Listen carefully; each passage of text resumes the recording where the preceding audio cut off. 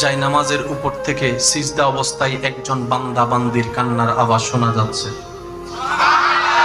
ও জোরসে কহো না ইয়ার সুবহানাল্লাহ।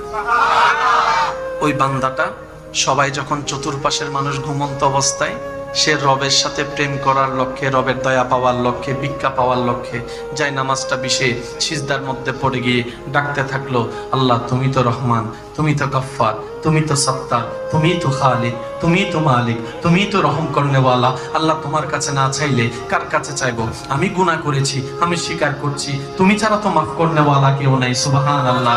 তুমি ছাড়া তো ক্ষমা করনেওয়ালা কেউ নাই। আল্লাহ তুমি রিজিক দিলেই তো খেতে পারবো, তুমি রিজিক দিলেই তো টুকটা কিলতে পারবো, তুমি রিজিক দিলে তো পেটের মধ্যে যাবে, তুমি দয়া করলেই তো খাবারটা হজম হবে, তুমি যদি দয়া উঠায় নাও খাবার খেলেও তো হজম হবে না, আল্লাহ সেটা বদহজমই হয়ে যাবে। আল্লাহ তুমি ছাড়া আমার কেউ নাই। চোখ থেকে পানি ঝরতেই আছে, রবকে বিভিন্ন উপনামে ডাকতেই আছে।